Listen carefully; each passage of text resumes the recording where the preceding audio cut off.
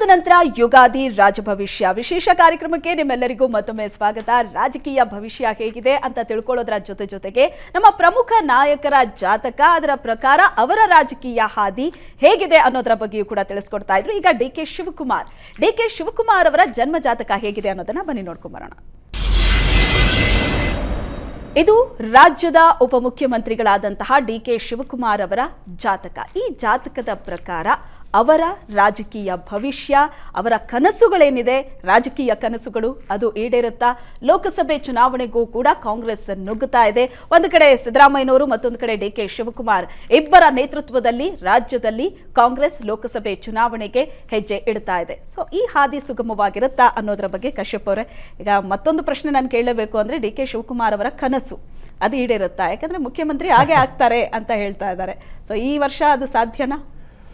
ಕಳೆದ ಚುನಾವಣೆಯಲ್ಲಿ D K Shivakumar ಅವ್ರ ಬಗ್ಗೆ ನಿಮ್ಮ ವಾಹಿನಿಯಲ್ಲೇ ಕಾರ್ಯಕ್ರಮ ವಿಶೇಷವಾಗಿ ಮಾಡಿಸಿದ್ರಿ. ಆಗಲೂ ಹೇಳಿದ್ದೆ, ಇವರಿಗೆ 28-29ನೇ ಇಸ್ವಿ ಕಳೆಯೋವರೆಗೂ ಇವರಿಗೆ ಪೂರ್ಣ ಪ್ರಮಾಣದ ನಾಯಕತ್ವ ಅಂತನ್ನೋದು ಸಿಗೋದು ಬಹಳ ಕಷ್ಟ ಅಂತಂತ. ಅದಕ್ಕೆ ಕಾರಣಗಳನ್ನು ಹೇಳಿದ್ದೆ. ಅದೇ ಥರ ಆಗಿದೆ. ಹತ್ತಿರ ಬಂದು ಮುಖ್ಯಮಂತ್ರಿ ಆಗುವ ಹೊಸ್ತಿಲಲ್ಲಿ ನಿಂತು ಆಗದೆ ಅದನ್ನು ಹೊಂದಿಕೊಂಡಿರಬೇಕಾ ಅಂತ ಒಂದು ಪರಿಸ್ಥಿತಿಯ ಇದು ಯೋಗವು. ಅದನ್ನು ಸಂಕ್ಷಿಪ್ತವಾಗಿ ವಿವರಿಸಬೇಕು ಅಂತಂದರೆ, ಇವರದ್ದು ಕೃತ್ತಿಕಾ ನಕ್ಷತ್ರ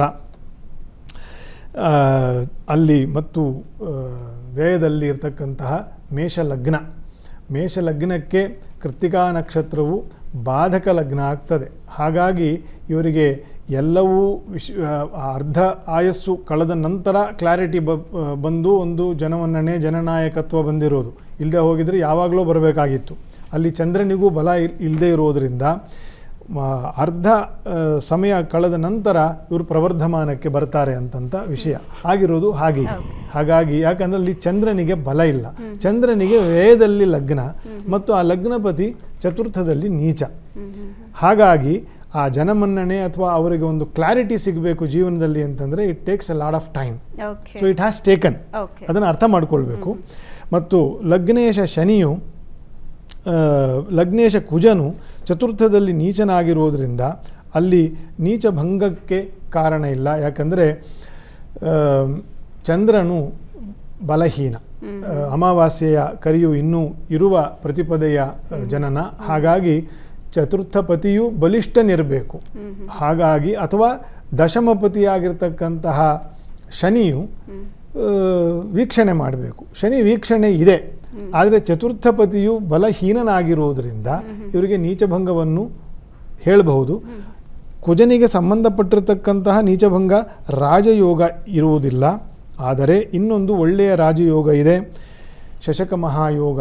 ಶನಿಗೆ ನಾನು ಆಗಲೇ ಹೇಳಿದ್ದೀನಿ, ಶನಿಯು ಪವರ್ಫುಲ್ ಇರಬೇಕು. ಹಾಗಾಗಿ ಇವರಿಗೆ ಶನಿಯು ಪವರ್ಫುಲ್. ಸೊ ಹಾಗಾಗಿ ಇವರಿಗೆ ಶನಿಯಿಂದ ದಶಮದಲ್ಲಿ ಇರತಕ್ಕಂತಹ ನೀಚ ಗುರುವಿಗೆ ನೀಚ ಭಂಗವು ರಾಜಯೋಗವೂ ಇರುವುದರಿಂದ ಈಗ ಶನಿಯ ದಶೆಯೂ ನಡೆದು ಶುಕ್ರ ಭುಕ್ತಿ, ಇವರಿಗೆ ಶುಕ್ರನು ಉಚ್ಚದಲ್ಲಿ ಇರತಕ್ಕಂತಹ ಗ್ರಹ. ಹಾಗಾಗಿ ಈ ಶುಕ್ರ ಭುಕ್ತಿಯು ಈಗ ನಡೀತಾ ಇರುವುದರಿಂದ ಇವರಿಗೆ ಸದ್ಯದ 25ನೇ ಇಸ್ವಿ ಮಧ್ಯದವರೆಗೂ ಇವರಿಗೆ ಕೆಲವೊಂದು ಈಗಿರ್ತಕ್ಕಂತಹ ಯೋಗಗಳಿಗೆ ಯಾವುದೇ ಕೊರತೆ ಅಂತನ್ನೋದು ಹೇಳಲಿಕ್ಕಿಲ್ಲ. ಡಿ ಕೆ ಶಿವಕುಮಾರ್ ಅವರಿಗೆ ಈಗ ಶನಿ ದಶೆ ನಡೀತಾ ಇರೋದ್ರಿಂದ ಕೆಲವೊಂದಷ್ಟು ವಿಚಾರಗಳಲ್ಲಿ, ಈಗ ಶನಿ ಅಂತ ಅಂದಾಗ ತುಂಬ ಮೇಲಕ್ಕೂ ತೊಗೊಂಡೋಗ್ತಾನೆ, ಕೆಳಗಡೆನೂ ಬಿಸಾಕ್ತಾನೆ ಅಂತ ಹೇಳ್ತಾರೆ. ಈಗ ಡಿ ಕೆ ಶಿವಕುಮಾರ್ ಅವರ ವಿಚಾರದಲ್ಲೂ ಕೂಡ ಸಾಕಷ್ಟು ಏರುಪೇರುಗಳಾಗಿದೆ. ಕಾನೂನಿನ ಹೋರಾಟ ಆಗಿರ್ಬೋದು, ಕೆಲವೊಂದಷ್ಟು ಕನಸುಗಳು ಇನ್ನೇನು ನನಸಾಯಿತು ಅನ್ನುವಷ್ಟರಲ್ಲಿ ಅದು ಕೈ ತಪ್ಪಿರೋದು. ಇದಕ್ಕೆಲ್ಲ ಶನಿ ದಶೆ ಕಾರಣ ಅಂತ ಹೇಳ್ಬೋದಾ?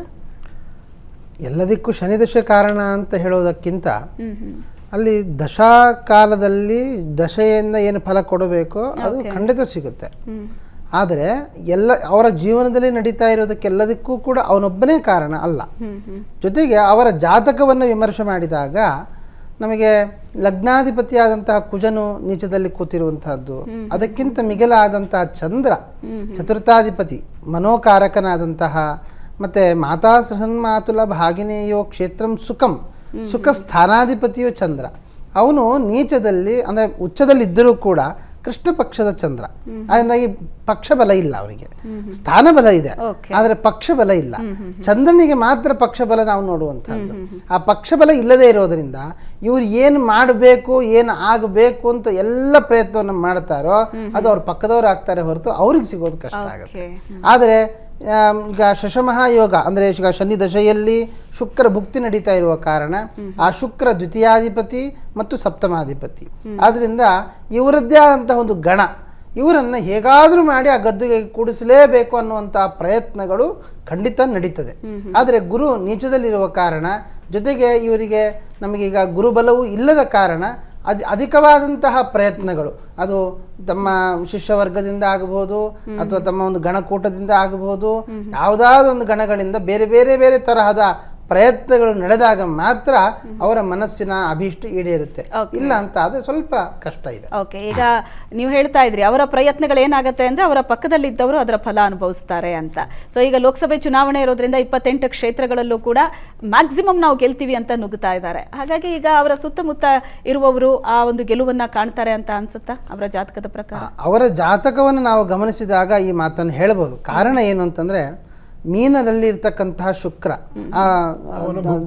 ಅವನ ಭುಕ್ತಿ, ಜೊತೆಗೆ ಅಲ್ಲಿ 12ನೇ ಮನೆಯಲ್ಲಿ ಮೀನ ಇರುವಂತಹದ್ದು ಸದನಃ ಅನ್ನುವಂತಹ ಫಲ ಇದೆ. ಅಂದ್ರೆ ಒಳ್ಳೆ ಮನೆಯನ್ನ ಕಟ್ತಾರೆ. ಅಂದ್ರೆ ಇವರು ತಮ್ಮ MLA-ಗಳನ್ನೆಲ್ಲ ಅಂದ್ರೆ MP-ಗಳನ್ನೆಲ್ಲ ಸೇರಿಸಿಕೊಂಡು ತಮ್ಮದೇ ಆದಂತಹ ಒಂದು ಅಜೆಂಡಾ ಊರುವಂತಹ ಸಾಧ್ಯತೆಯೂ ಕೂಡ ಇವರ ಜಾತಕಕ್ಕೆ ಇದೆ. ಹಾಗಾಗಿ ಒಂದು ಗಣವನ್ನ ಕಟ್ಟಿಕೊಂಡು ಹೇಗಾದ್ರೂ ಮಾಡಿ ಅದನ್ನು ಪಡೆಯುವಂತ ಒಂದು ಚಾಣಾಕ್ಷತನ ಶನಿ ಖಂಡಿತ ಇವರ ಜಾತಕಕ್ಕೆ ತೋರಿಸಿಕೊಡ್ತಾ ಇದ್ದಾನೆ. ಓಕೆ, ನಾಯಕತ್ವದ ಆ ಗುಣ, ಎಲ್ಲರನ್ನ ಒಗ್ಗೂಡಿಸ್ಕೊಂಡು ಹೋಗುವಂತಹ ಆ ಗುಣ ಅವರಲ್ಲಿ ಇದೆ. ಓಕೆ, ಆ ಗುಣ ಅವರಲ್ಲಿದೆ ಅಂತ ನೋಡೋಣ. ಲೋಕಸಭೆ ಚುನಾವಣೆಯಲ್ಲಿ ಈ ನಾಯಕತ್ವ, ಸಿದ್ದರಾಮಯ್ಯ ಮತ್ತು DKಶಿ ಅವರ ಈ ನಾಯಕತ್ವ ರಾಜ್ಯ ಕಾಂಗ್ರೆಸ್ನಲ್ಲಿ ಯಾವ ರೀತಿ ಪರಿಣಾಮವನ್ನ ಬೀರುತ್ತೆ, ಎಷ್ಟು ಲೋಕಸಭೆ ಸೀಟ್ಗಳನ್ನ ಹಾಗಾದ್ರೆ ಕಾಂಗ್ರೆಸ್ ಗೆಲ್ಲತ್ತೆ, ಕಾದು ನೋಡ್ಬೇಕು. ಆ ಕುತೂಹಲ ಎಲ್ರಿಗೂ ಕೂಡ ಇದೆ. ಈಗ ಮುಂದಿನ ನಾಯಕರ ಬಗ್ಗೆ ಹೇಳೋದಾದ್ರೆ ಅದು ಕುಮಾರಸ್ವಾಮಿ ಅವರು. ಕುಮಾರಸ್ವಾಮಿ ಅವರ ಜನ್ಮ ಜಾತಕ ಹೇಗಿದೆ? ಅವರ ರಾಜಕೀಯ ಹಾದಿ ಸುಗಮವಾಗಿರುತ್ತಾ? ಸಾಕಷ್ಟು ಸವಾಲುಗಳಿದೆಯಾ? ಇದ್ರ ಬಗ್ಗೆ ಉತ್ತರವನ್ನ ಕೊಡ್ತಾರೆ ಒಂದು ಚಿಕ್ಕ ವಿರಾಮದ ನಂತರ.